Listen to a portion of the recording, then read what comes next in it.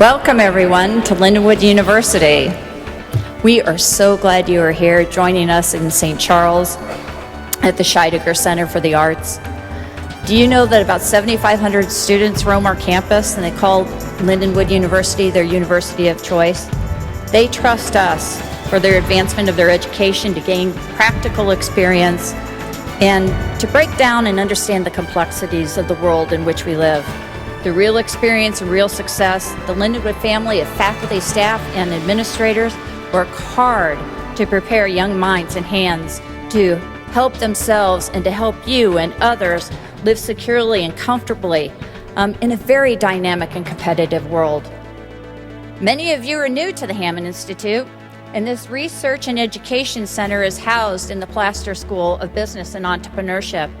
Its mission is to foster free enterprise and civil and religious liberty through the examination of market-oriented principles and approaches to economic and social issues.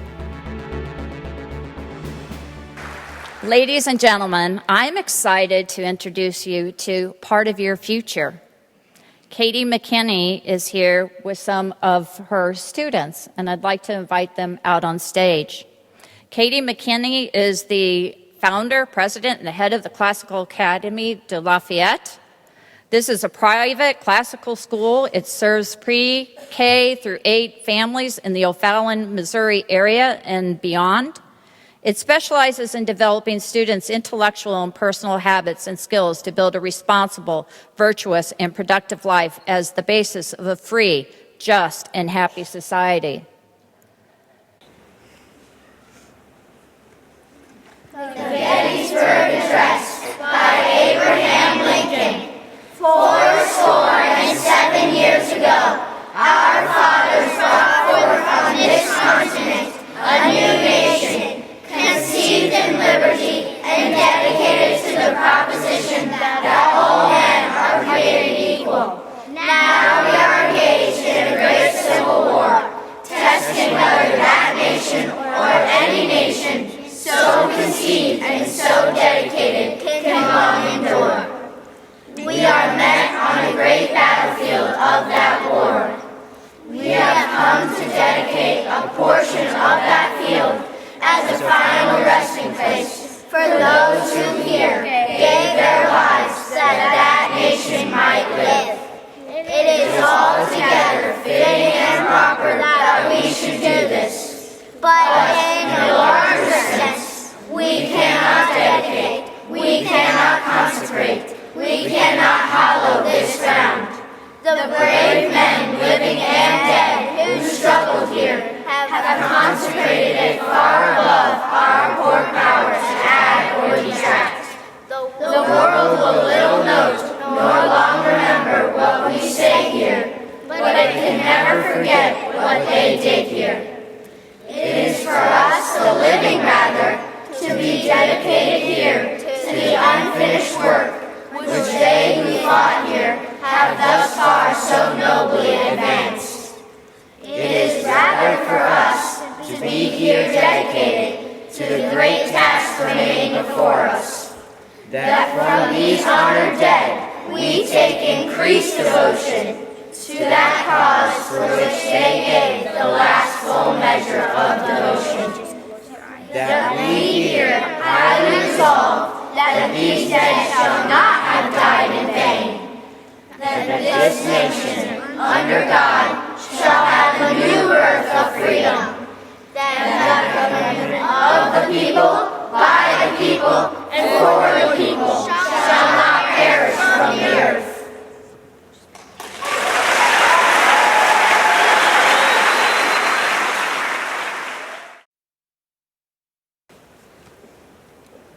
The preamble to the Constitution.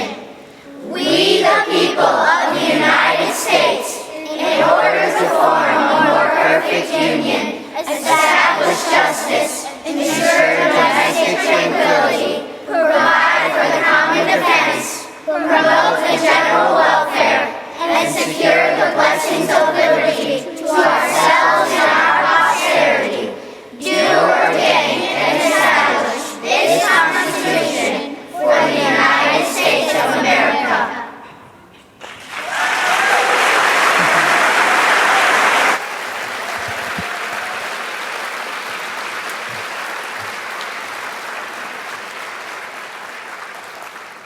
There's a booth and an exhibit out in the auditorium if you're interested in getting more information. The Classical Academy students prepare every day to understand our founding documents and the principles that give them meaning, and they strive to live in concert with those principles along with their families. At the Classical Academy, it recognizes people as those individuals who are endowed by our Creator with certain inalienable rights, that among these are life, liberty, and the pursuit of happiness. I don't know about you, but I am very optimistic about our future with young people in schools like this. Thank you.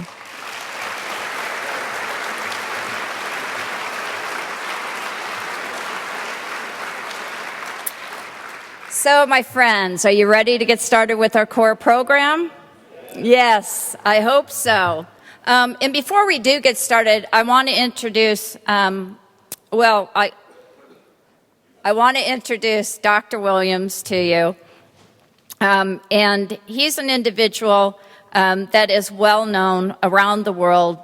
He's authored hundreds of different publications, including America, Minority Viewpoint, The State Against Blacks. It was made into a PBS documentary called Good Intentions. You have the People's Economist speaks. He's been on the Rush Limbaugh show. He continues to write op-eds. He's in our local publications, the News Magazine and others. He's going to be talking to you about the Constitution and opening the question to all of you to think about and probe, and that is the Constitution still relevant? Along with him, you're going to see Dr. Howard Wall. And Dr. Howard Wall is the fearless leader of the Hammond Institute, and anybody who takes on that charge is an impressive individual. Prior to joining Lindenwood in 2011, Dr. Wall was a vice president and a regional economist at the Federal Reserve Bank of St. Louis. He began his career in the economics department of West Virginia University, and he's been a striving member of the greater St. Louis area for over 20 years now. And with that, I would like to call both Dr. Wall and Dr. Williams onto the stage. Thank you.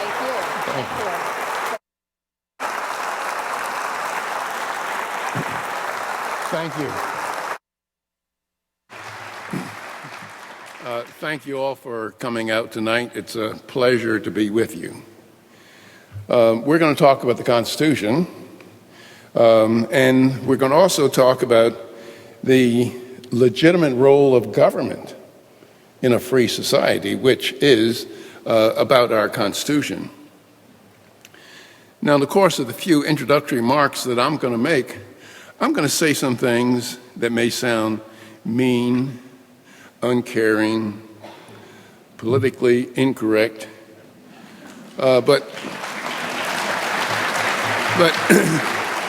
should we have an opportunity to ask questions, you need not feel as though you owe me any undue courtesy because I'm your guest. Raise hard questions. Don't worry about embarrassing me. I am unembarrassable. The only way you could possibly embarrass me is suggest that I wasn't pretty good in basketball. And that's a matter of ethnic pride that I take seriously. A major justification for the growth of government far beyond what the founders envisioned for us was to promote fairness and justice. That's a worthy goal, but we might also ask, well, what is fairness and justice? What is the legitimate role of government in a free society? Let me spend a few moments discussing what the founders and the framers of the United States Constitution saw as the legitimate role of government. And to do that, let's turn to the rule book that they gave us, namely the United States Constitution. Most of what the founders saw as the legitimate role for the federal government is found in Article 1, Section 8 of the United States Constitution. And I urge you to read Article 1, Section 8 of the United States Constitution to see what the framers of the Constitution gave, the powers that the framers of the Constitution gave to the United States Congress. Let me just briefly quote sections thereof of Article 1, Section 8 of the United States Constitution. It says, Congress shall have the power to lay and collect taxes, duties, imposts, and excises, to pay the debts and provide for the common defense and the general welfare of the United States. The framers of the Constitution also authorized Congress to borrow money on the credit of the United States, to regulate commerce with foreign nations and among the several states and with Indian tribes, to coin money.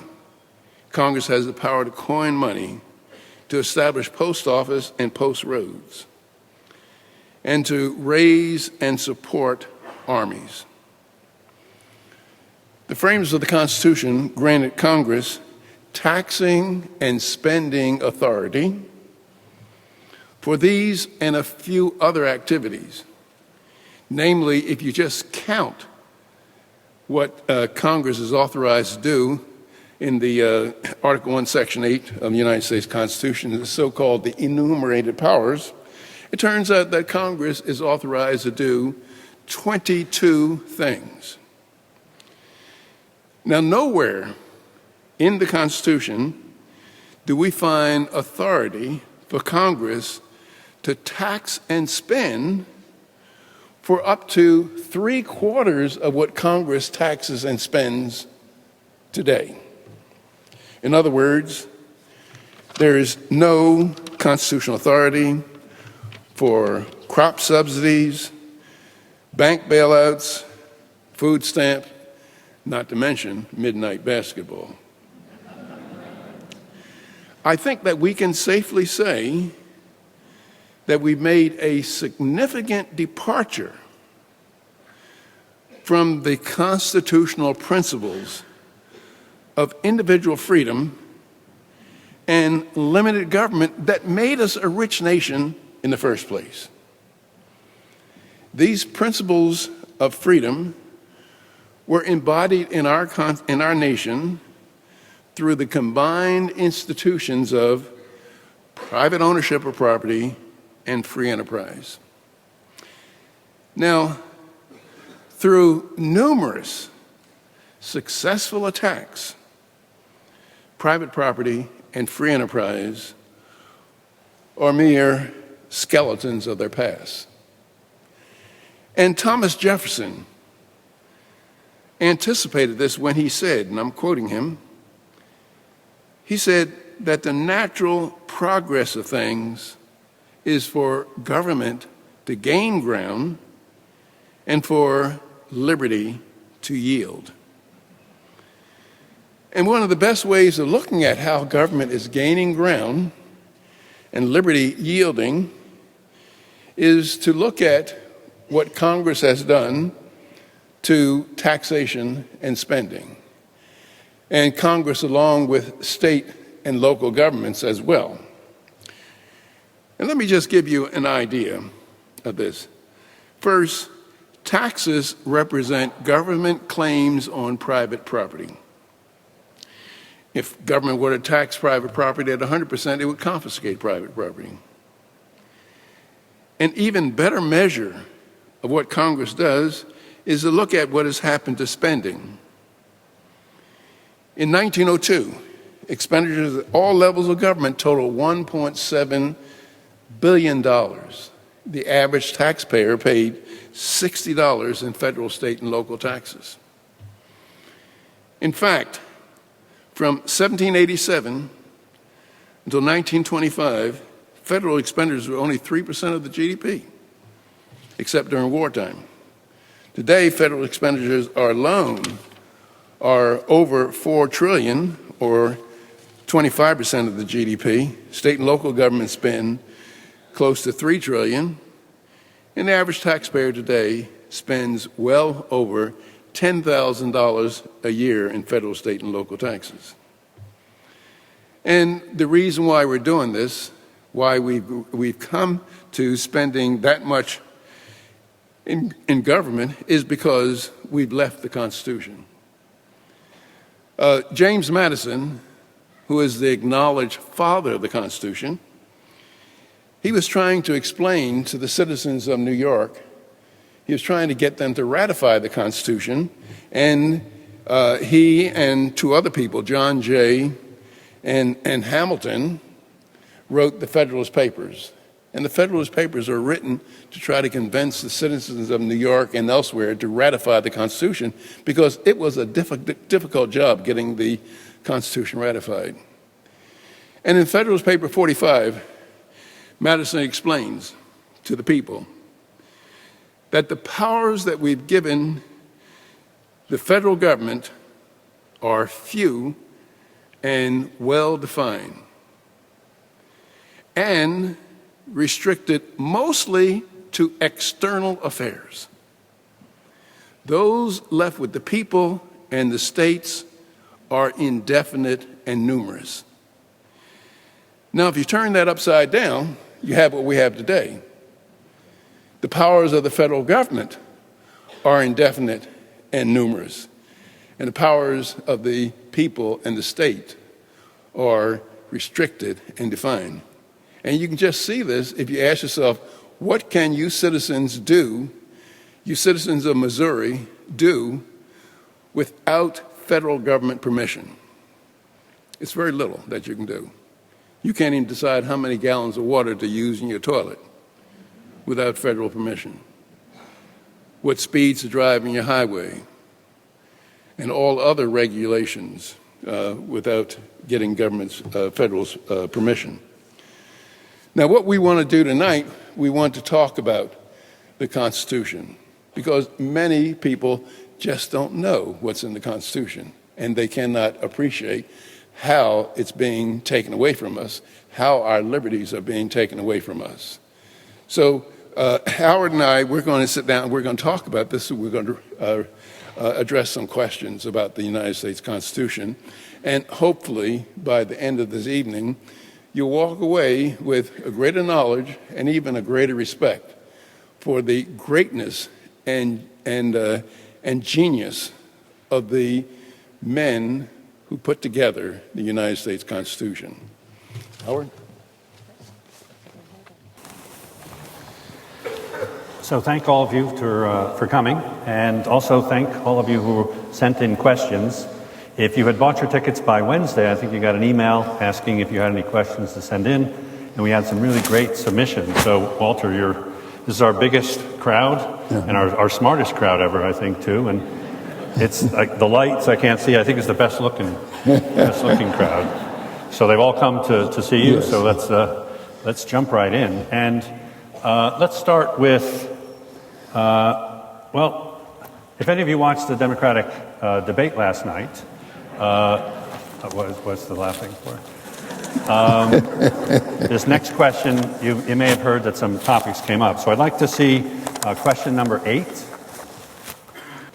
So you've written that the Second Amendment is not about just hunting and protection against criminals. Mm-hmm. What else is it about other than hunting and protection?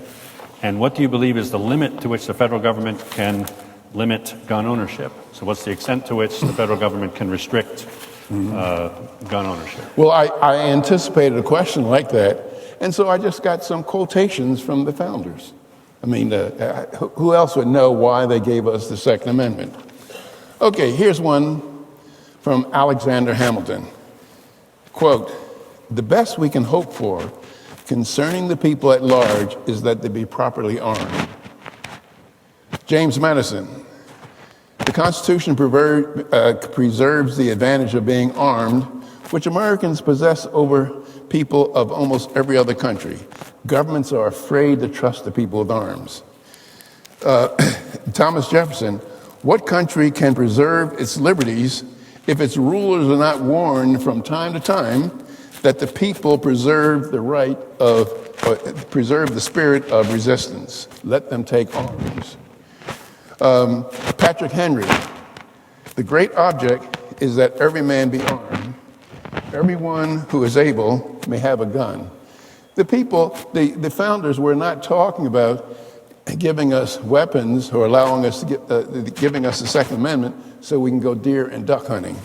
The founders were deathly afraid of government. That is, the founders' vision was that government was the enemy of mankind almost all over the earth. But however, at the same time, they realized that we needed some government to protect people's individual rights. And matter of fact, it was Thomas Paine who said, government under the best of circumstances is a necessary evil, and under the worst of circumstances, an intolerable evil. And so the people who want to disarm Americans, we must ask them, I think we must ask them, after you take away our guns, what do you want to do with us? Because this is what happened in Venezuela. Maduro took away all the guns, and then his thugs could just run rampant. And a lot of people say, well, Williams, this cannot happen in America. Well, it's probably fairly a low probability that it can happen in America, but we always must be on guard. And of course, you don't want people having bazookas, but the kind of weapons that they're talking about taking are rifles. And in terms of murder, only 4% of homicides are done with rifles. The rest is done with pistols and knives and battering people. Okay. So another question was somewhat related to the debate again, but it's because of a topic that did not come up. And that is number 5. The federal government will soon be $22 trillion in debt with no end in sight. Is there anything so that's the part that wasn't talked about. Mm-hmm.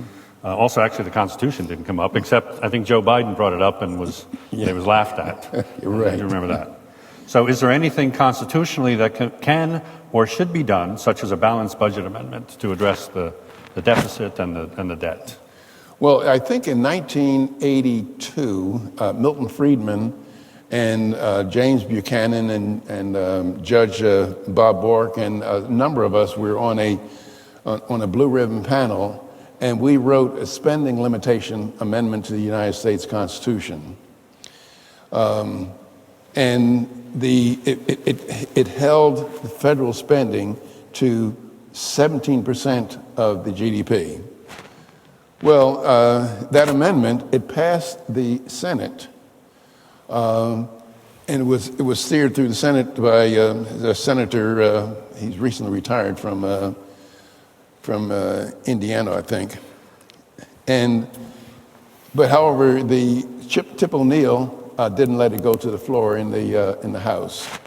And then when we reintroduced the amendment in 1986, it didn't pass the Senate. The big problem with spending and the big problem with government is not politicians. It's the American people. Because politicians are doing precisely what the American people want them to do. The American people want their politician to, they elect them to office to take the property of one American and bring it back to them. And you say, well, Professor Williams, you come all the way out to Missouri and to insult us. Well, imagine I'm running. I would run for the United States Senate from the state of Missouri.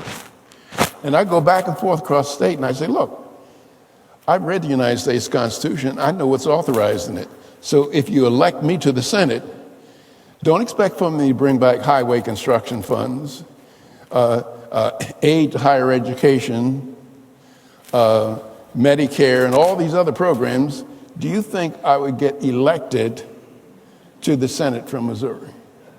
No, I wouldn't. And the tragedy of it is that that the people of Missouri would be doing the exactly right thing by not electing me to the office of Senate. The reason why is that if I don't bring back billions of dollars worth of goodies, it doesn't mean that the citizens of Missouri will pay a lower federal income tax. All that it means is that it'll go to Oklahoma instead. That is, once legalized theft begins, the tragedy of it is that everybody should participate in it. And those who don't participate in it will be holding, those of you with rural background, you know what I mean, the brown end of the stick. I don't have a rural background, and I got that. So to follow up, this is not one of the questions, and I think we've discussed this in the past. Mm-hmm. When you're listing the things that the federal government is not authorized to do, the social programs and such, it's not necessarily that you're opposed to their existence, it's that you think that it's not the federal government that do it, but the state governments? State or private charities to help people out. I think that we should not be in the business of getting the government, whether it's federal, state, or local governments even, to forcibly use one American to serve the purposes of another American. That is, the only way that the government can give one American citizen $1 is to first, through intimidation, threats, and coercion, confiscate that dollar from some other American. They don't get it from the Tooth Fairy. They don't get it from Santa Claus. And if you believe I'm being too loose with the terminology, intimidation, threats, and coercion, you have until April 15th next year to check me out on it. You can tell the United States Congress, you can tell the agents of the United States Congress, named the IRS, that you're willing to pay for the constitutionally mandated functions of government, but you're not going to have your hard earnings going to bail out businesses, bail out farmers, bail out all these other groups. You will see all the intimidation, threats, and coercion that you want to see. That's the problem. Now, I will point out that I think Joe Biden said he was against putting anyone in jail ever unless it was for a violent crime. So extortion, tax evasion, all sorts of things will be back, A-OK. So let me go to a completely different topic. This is question number 2. So since the 2016 election, many on the left have decried the Electoral College as being undemocratic and or enacted to preserve slavery. Mm-hmm. You may have heard these things. Undemocratic sounds like a bit of a good thing, mm-hmm. While enacted to preserve slavery sounds incorrect. What are your views on this? Well, the framers of the Constitution, or the people in general, the founders at that time, they abhorred the idea of democracy and majority rule. If you look at our 2 founding documents, namely the United States Constitution and the Declaration of Independence, you don't find the word democracy in there. And on my website, I have a lot of quotations about it. It's walterewilliams.com. Why they were upset about democracy and majority rule. And so this is one of the reasons they created the Electoral College as a means for electing the President of the United States. Now, why did they do this? Well, just look at today. It turns out that 12 states constitute more than 55% of the population of the United States. These states are Florida, California, Texas, Illinois, and some other, in New York, Pennsylvania. Now, if it were a majority vote that determined the president, why would candidates go and be concerned with the people in Delaware, or the people in New Hampshire, or Vermont, and a number of these other small states? They would just they would just ignore them. And so, but however, the fact that there's an electoral college and that these small states have some say-so in who becomes the president of the United States, then politicians who are running for the presidency they're forced to go to these states and campaign and take into consideration the desires of these people in small states. And you do not want a president decided by majority rule. And if you look at the Constitution, there's so many anti-majority positions in there. That is, to amend the Constitution, it takes 2/3 of both houses. And whatever they do, it takes a 3/4 ratification by the states. 51 senators can overrun the wishes of 435 members of the House of Representatives and 50 senators. The president, through his veto, he can override the wishes of the Congress and the House of the Senate and the House of Representatives. And to override the president's veto, it takes 2/3 in both houses. In other words, what I'm saying is that the framers of the Constitution, they were genius, and they feared the idea of majority rule. And you just give it a thought for a moment. How many decisions in your own lives would you like to be decided by majority rule? Like, what kind of car you own? What do you have for Thanksgiving, ham or turkey? If those decisions in your life were decided by a majority rule, you would view it as tyranny. And that's how the founders felt about majority rule, that it is a form of tyranny. So a follow-up, senators didn't used to be elected directly, but that's been changed by, well, the constitutional amendment at least. The 17th Amendment, yeah. Right. What do you think of that? Well, I think that's a mistake, but at least they had respect for the Constitution. Right. They went through the Constitution. Right now, the Congress and the courts do things. Let's say the courts have constitutional conventions in their chambers. You know, they change the rules of the game. And keep in mind that the Constitution represents our rules of the game and how we should behave, and regulates our behavior. Now, you might find, there might be some attorneys in the audience, or you might talk to some of your attorney friends, and they'll say, that Williams guy, he just has a very limited, strict idea of what the Constitution is, because the Constitution is a living document. Now, anyone who says that the Constitution, excuse me, is a living document, he's also saying we don't have a Constitution, because the Constitution represents the rules of the game, and it has to be fixed. And the founders, in their wisdom, they gave us Article 5 as a means to amend the Constitution if we wanted to. And then those who think of the Constitution as a living document, all I have to do is ask you, after my talk tonight, and would you like to play me poker and the rules be living?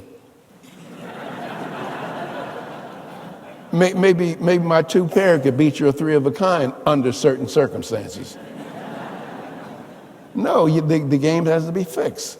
I mean, the rules have to be fixed. So to follow up on this, there's a movement for states to get together and override the Electoral College. And individual states are voting to restrict their electors to following the national popular vote result. Yeah, I don't think that's going to stand up in court. Right. So you think no, I don't think so and then, either. But then some other things, there's so much hate for the president that people are making these rules and trying to circumvent the Constitution. And then California, I believe they have a rule, or they're making a rule that a person cannot be in the state primary unless they reveal their income tax. Right, which is also not going to stand constitutional muster at all. So. Yeah. So let me move on to another economics question. So this might be a quick one because I used to work at the Fed.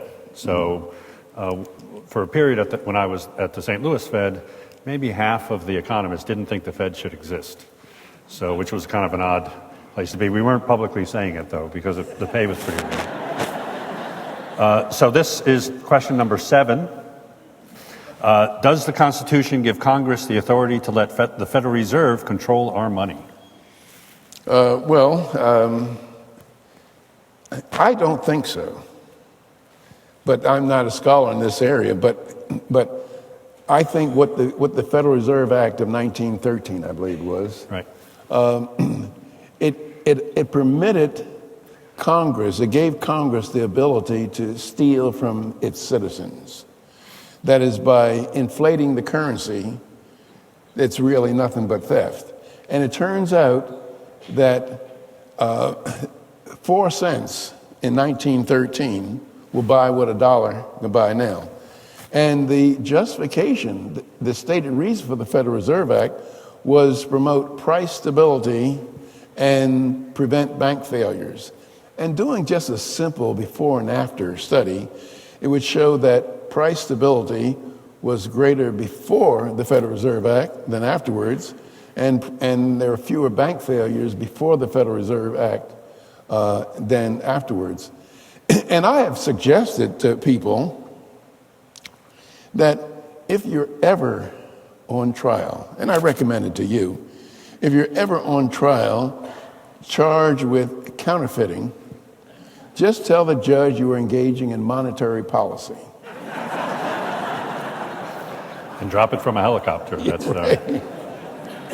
So we'll stick with this one. This is from Betty from Troy. The previous one, by the way, is from Joseph from St. Peter's. These are actual people from actual cities, by the way. Yeah. So how important do you think the Constitution has been to the economic advancement of the United States?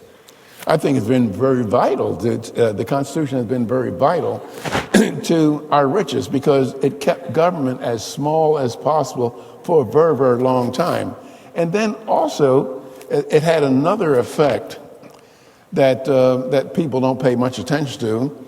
It provided stability and predictability. That is, for a company, they could maybe invest in some kind of activity, and they could count on the investment period to generate income.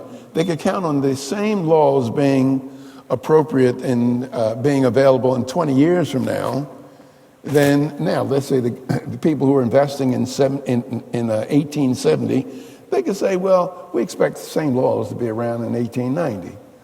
But now, the laws change so much, and there's so much flexibility, and we have an administrative state that businessmen, they don't have the kind of certainty with respect to investment. So what that happens, it moves your time horizon very, very close. That is, a manager can tell his boss, well, it's going to take 20 years for this project to pay off. No, the boss says, no, you give me the stuff that pays off in 5 years because we cannot trust the United States Congress. We don't know what they're going to do. Well, so do you think then that the change in how we viewed the Constitution and use it instead of as the rules of the game has actually held back economic growth compared to, say, the 1800s or the early 20th century? I think we would be much richer if we still had a limited government. Mm-hmm. Because if you have to ask the question, how did our country, which was a third world country in 1790, how in the world, in a space of 200 years or so, how in the world did it become the richest and most powerful nation on the face of the earth? And it has to do with our rules of the game, namely the United States Constitution, that kept the federal government as small as possible. Well, so where do you think it all went wrong? Well, excuse me, part of it started going wrong with the 17th Amendment, where senators were accountable to a popular election rather than being sent to Washington by the legislators of their state. Then I think that the Great Depression changed things around. That is, a lot of people will blame the Great Depression on the collapse of the stock market, but that's not true. I mean, it was unwise decisions by the Federal Reserve Bank, and then the oppressive Smoot-Hawley tariffs of 1929, I think. And so what the Great Depression did, it gave government a justification to get more and more into our lives with very, very costly programs. And they didn't work. Matter of fact, Henry Morgenthau, who was the Secretary of Treasury under Roosevelt in 1938, he said, "Mr. President, we spent more money than we've ever spent before, and it hasn't done a darn thing for the unemployment and the problems with depression. We did not get out of the depression until the middle of World War II." And what the policy of the Roosevelt administration, excuse me, and a little bit of the Hoover administration was to convert a sharp downturn that would have lasted 2 or 3 years. They turned it into a 10-year or 12-year affair. Well, so I'll stay on the economics. You know, well, economics is fascinating, as you all know. So let's go to current affairs with this. As you know, President Trump has been waging a trade war with China and at different times with other countries, and has been enacting tariffs. Now, there are different questions about this. The first is the economics of it. Do you think the tariffs are a good idea in this situation? And the powers that he's using to enact these tariffs, because you might remember that it's supposed to be that Congress levies tariffs and taxes, but this is going outside of Congress and declaring a national emergency to do it. So first it's tariffs in general in this situation, and then the mechanism by which the tariffs are being enacted. Well, I think that tariffs represent unwise domestic policy. And I just ask you, and that is, take for example, the Canadian, or this government of Canada for a very, very long time imposed huge tariffs on American dairy products that would come to Canada.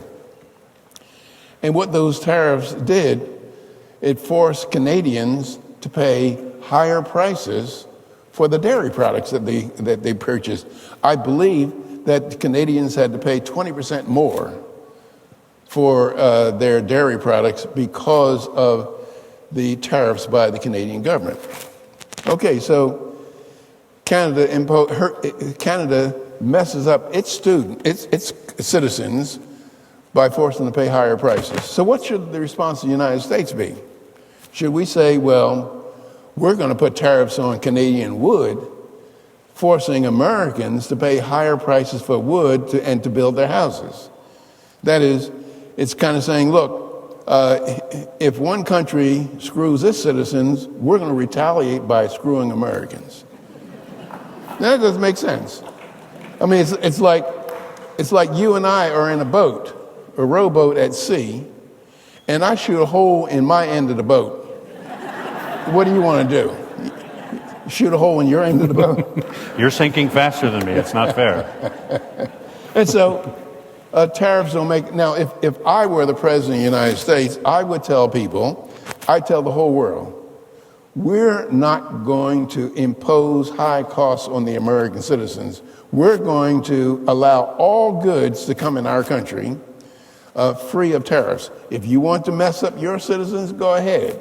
And I think that our country has the power to do that because we are less dependent on foreign trade than many other countries. We have a huge internal market. And so we're less dependent on trade than many other countries.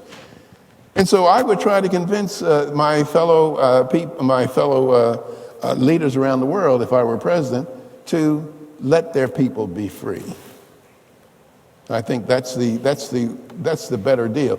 Now we have political problems with China. China's stealing from us, what they call it? Intellectual property. Intellectual property.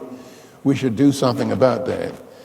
China is, I think, posing a military threat to us, and we should make sure that we remain strong enough to give them reasons to have second thoughts about interfering with our vital interests. But in terms of fighting with tariffs, I would not do that. Well, so before we get to the process of how the tariffs are being put in place, what about the president has claimed that the trade agreements that we've had were just bad deals? We've gotten the raw end of of all the trade deals, NAFTA, the WTO, all of these things. Well, those trade deals that we've had, they weren't free trade. Like NAFTA, I believe it's something like 3,000 pages. You don't need 3,000 pages to say that India can trade with the United States. I mean, so there's a whole lot of hanky-panky in these trade agreements. And that whenever look at the Constitution. The Constitution says that states cannot, originally in our country, states set up tariffs, barriers at their borders. And the Constitution just said, well, they just don't have the right to do that, and that's it. So there's free trade between Missouri and Pennsylvania.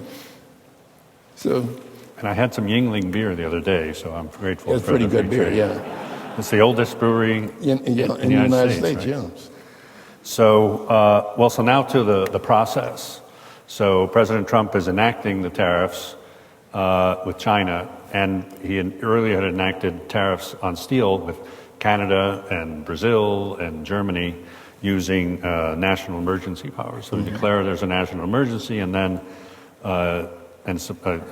allegedly a defense emergency, a national defense emergency, and put in the tariffs. Now this seems to be certainly against the intentions of the founders, because the Congress is supposed to do this. Well, it's against the best interests of the Americans. That is, when you impose a tariff on foreign steel, surely the steel industry is going to benefit.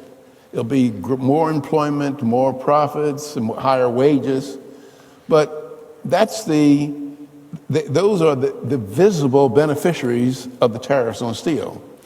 Now, there's some that are not so visible. That is the people that use steel. They'll be paying a higher price. John Deere and Ford Motor Company and all these other companies that use steel, they'll be paying a higher price for steel. And so it makes them less competitive in the market. And it reminds me, matter of fact, I was testifying in Congress years ago. They call me now. I don't talk to these people anymore. But I was testifying, and I was telling them it was about the tariffs, and I said that the problem that Congress faces is very much like the problem described in Green Pastures. And Green Pastures was a story written by Marcus Cook Connolly. It was a Negro story, and somewhere in the play, God says to the angel Gabriel, every time I pass this one miracle, I have to pass 4 or 5 more to catch up with it. And that is, Congress passes a miracle for one group of Americans, which creates a non-miracle for another group of Americans, so they come down there and protest. Now, Congress created a miracle for us. And so my recommendation to Congress at the time, you can probably read it in the congressional record, was they ought to get out of the miracle business and leave miracles up to God.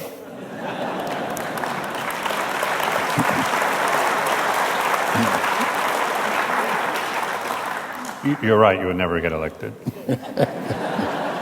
So that's one thing I tell my students, by the way, is if you're ever going to run for office, just don't pay any attention. Forget everything you learned from me.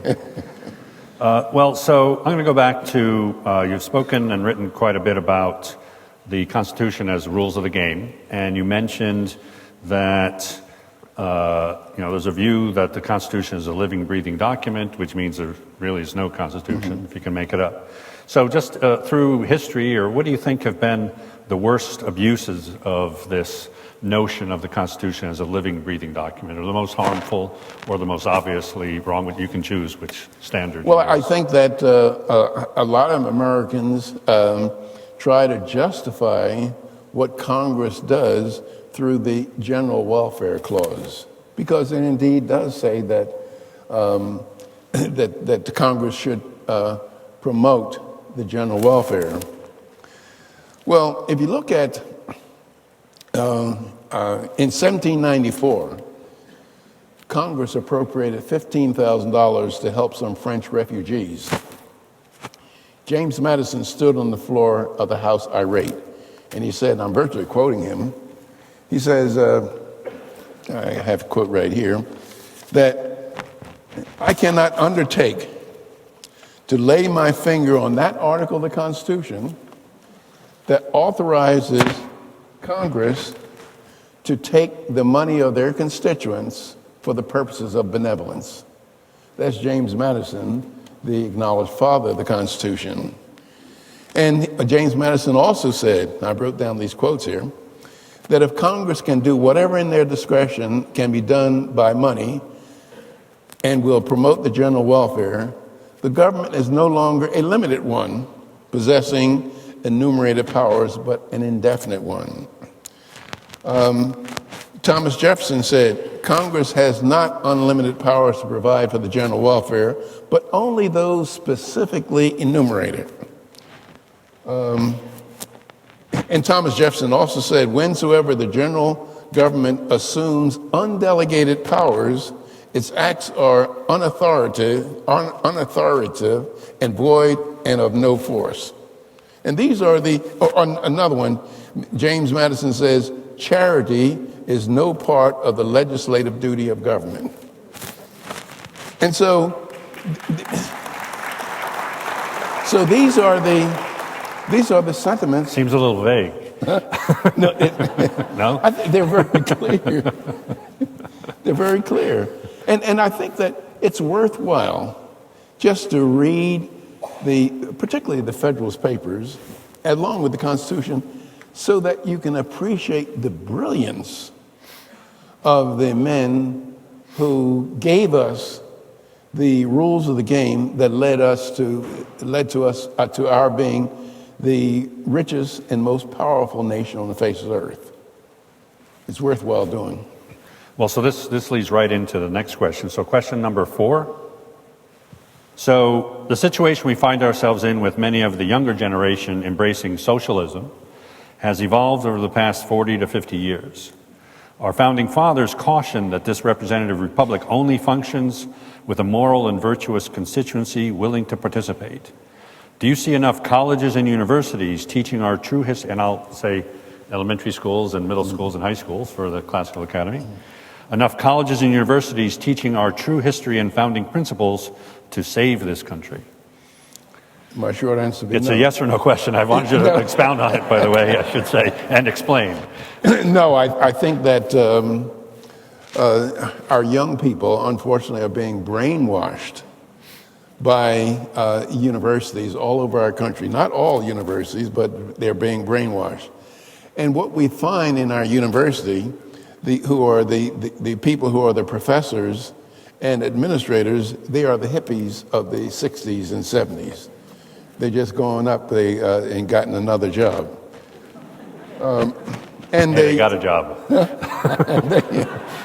and they're indoctrinating our young people.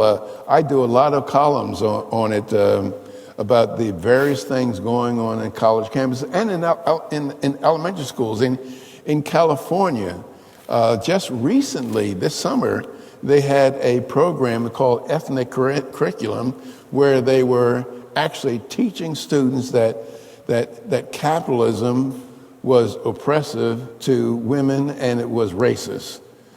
And or you look at some of the history written by I think it's Howard Zinn. Yes. Howard Zinn. That sells. That's millions of copies being purchased by school systems across our country. There are schools in California, elementary schools in California, that take down the American flag and put up the Mexican flag. The political correctness that goes on in many colleges, and it yields to this idea that people think that they should be protected, they think that they should be owed, and that's the ideas of socialism. So I would challenge people to show me a country that's socialist, that was very, very rich. Now, some people say, well, there's Sweden and Denmark. Well, quite recently, the Prime Minister of Denmark said, this is earlier this year, said that Denmark is not a socialist country, it's a capitalist country. It has a huge welfare state, but nonetheless it's a capitalist country. Sweden, the socialists in our country would not like Sweden because it is a free market system, and they have no minimum wage in Sweden. They have school vouchers in Sweden, and there's less regulation of business. And so somebody like Elizabeth Warren, she would not like Sweden. Oh, and they have a privatized Social Security system. Yeah, also. Right. They're working to privatize Social Security. Well, and I forget the exact details. There was a school in California that has voted to cover up a portrait of George Washington that's on the wall because I think it was because he owned slaves. So that and you know, one of the things that are misunderstood about the Constitution and the framers of the Constitution is how they wrestled with slavery in our time. And I wrote down a few quotes here. Some of the statements that you might be interested in reading, and all these and many other quotes from framers are on my site, on my website. George Mason: the augmentation of slaves weakens states, and such trade is diabolical in itself and a disgrace to mankind. Patrick Henry: I believe a time will come when the opportunity will be offered to abolish this lamentable evil. George Washington: there's not a man living who wishes more sincerely than I do to see a plan adopted for the abolition of it. And there are many, many quotes about the founders. Now, the big problem was during the Constitutional Convention, you had southern states and northern states, slave states and free states. And the slave states, one of the big compromises of the Constitutional Convention is that the slave states wanted slaves counted as one person. And the non-slave states did not want slaves counted at all for the purposes of apportioning the House of Representatives.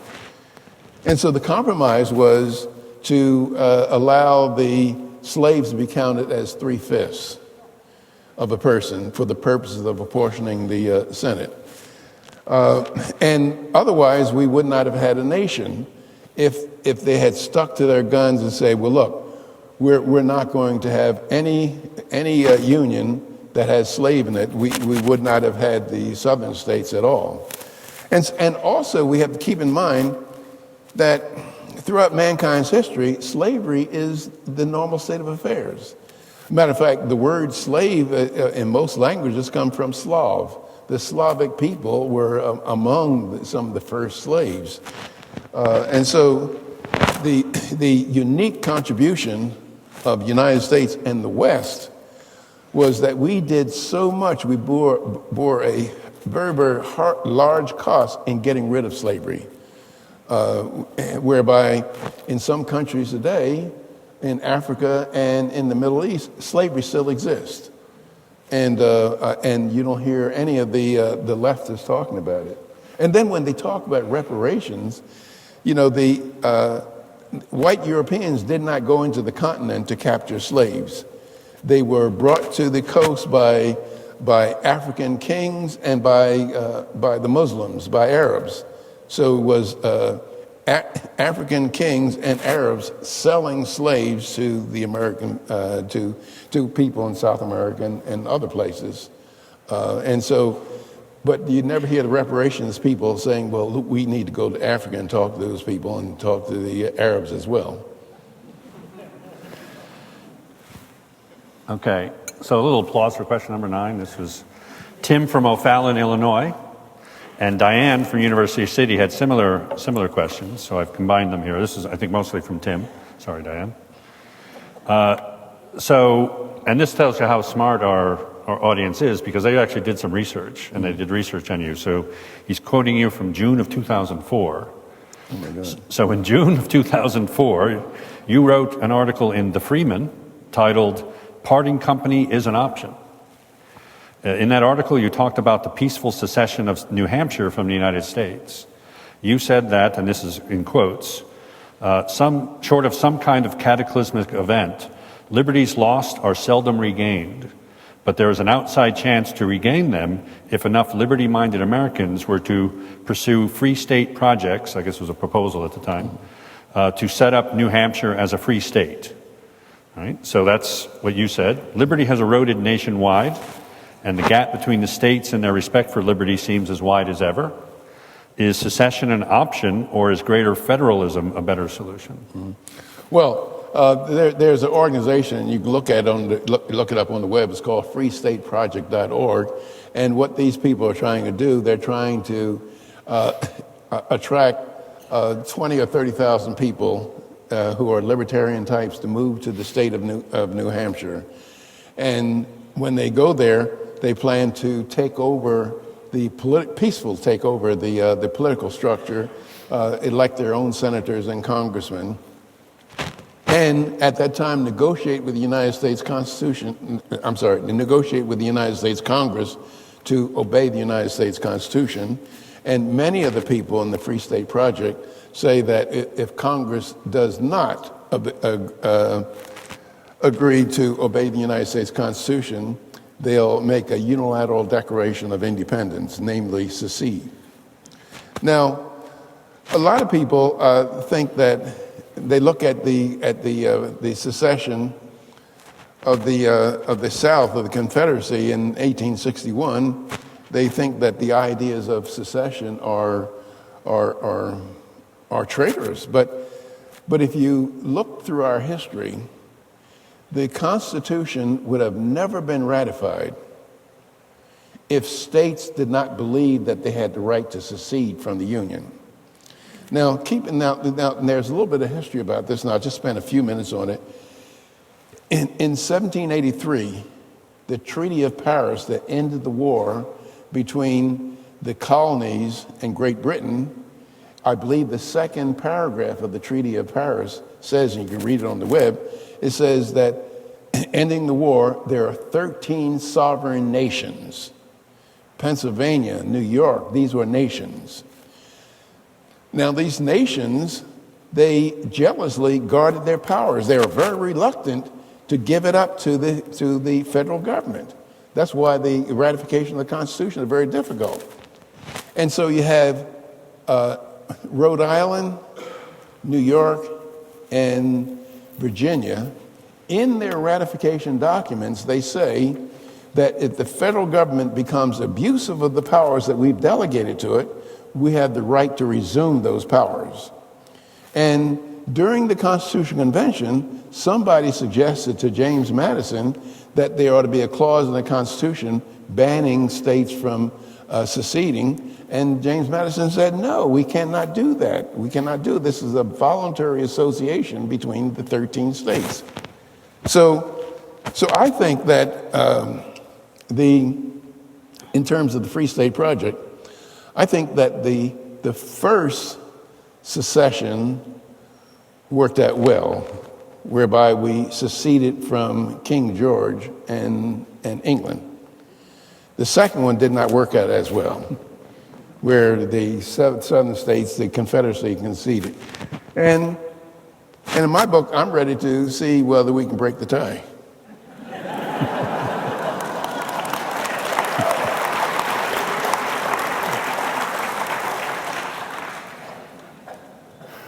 So secession, yes. Okay.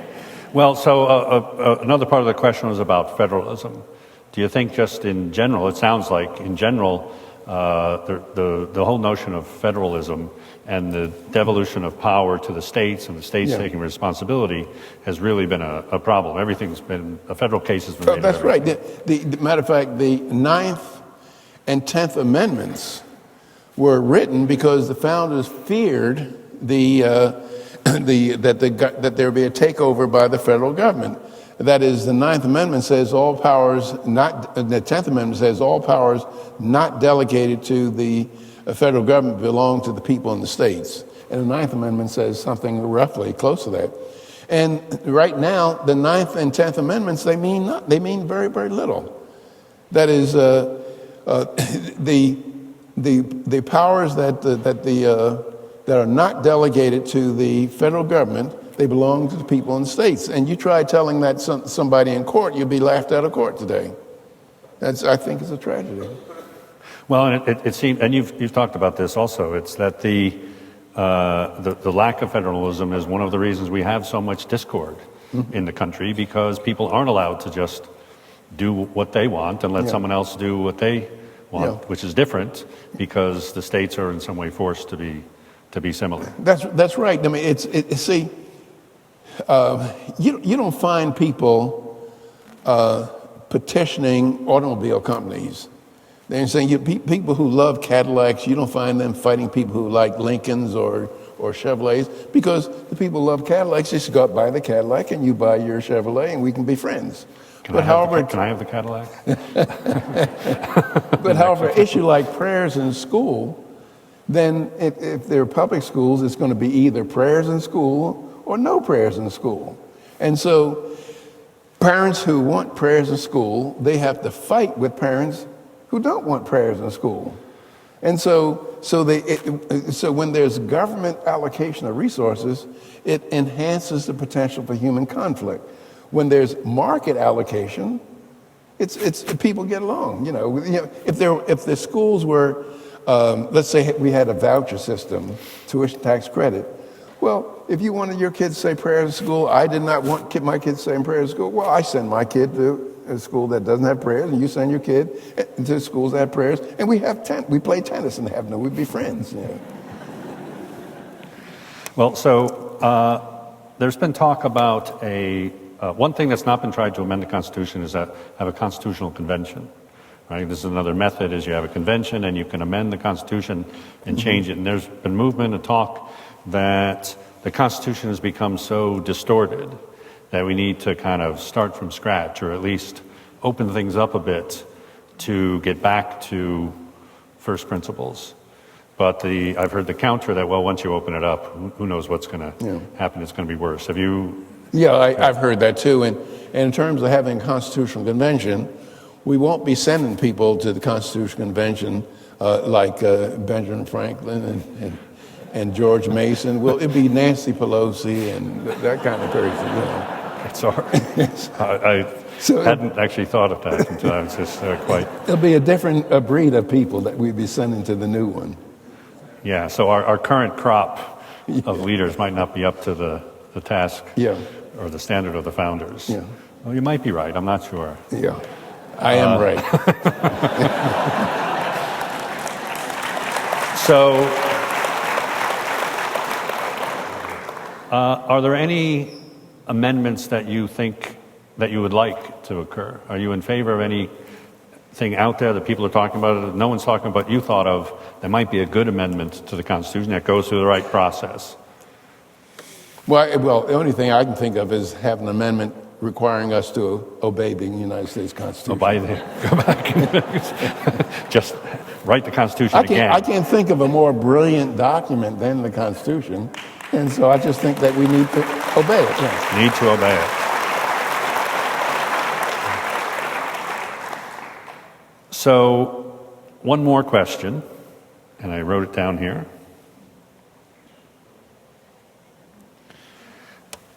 Along the lines of the amendments that, following up on what, the Constitutional Convention seems like not a very good idea. The only amendment you can think of, which I agree with, is to follow the previous ones, which, and you said, well, the 9th and 10th Amendments say almost the same thing, and they're not even followed, and we said it twice. So what do you think should be done? Do you have hope about getting back to constitutional principles? Is there anything we can do to get back? What do you say? Well, Tawni asked me to be a little more optimistic. She would. Yeah. That's why I'm asking the questions, and Tawni does not. Well, as I say to people, there have been great empires of the past. And the ones that I have in mind, great empires of the past, are, Rome, Spain, France, England. And they all went down the tubes for doing the kind of things that we're doing, bread and circuses. and matter of fact, it's rather interesting that if you look in 1887, the Queen Victoria's Jubilee in London, if someone if someone had suggested that Great Britain would become a third-rate nation, challenged on the high seas by a sixth-rate nation and almost lose, such as Argentina, you would have been put into the insane asylum. It was inconceivable that Great Britain would go down the tubes, and yet it did, and it was inconceivable that it would ever be challenged. Matter of fact, people used to say that the sun never set on the British crown. And that's the power of Great Britain. As a matter of fact, somebody said the reason why the sun never set on the British crown was because God did not trust the British in the dark. You know? But I've lived in England, and it's true. but the point is that if you ask the question, which way are we headed as a peoples, tiny steps at a time, are we headed towards more personal liberty or more government control over our lives? I think it would have to be unambiguously the latter. And I see no sign, I see very little sign of our going the other way, getting more personal liberty. But I hope I'm wrong, because it would be one of the history's greatest disaster that a country like the United States went down the tubes. And then also, you and I have an awesome burden. And that is, if liberty dies in the United States, it's going to be dead for all times in all places on earth. Because the amount of liberty that exists around the world today, it's because of our country. It's because of the United States. It's because of the sacrifices that people made as Americans. And if we lose liberty, the world's lost it. Thank you. Okay. Well, I think that's we'll count that as an upbeat ending. Okay. And thank you very much. It's been And thank great. you. I've enjoyed questions. coming here. Yeah. Thank you. Thank you.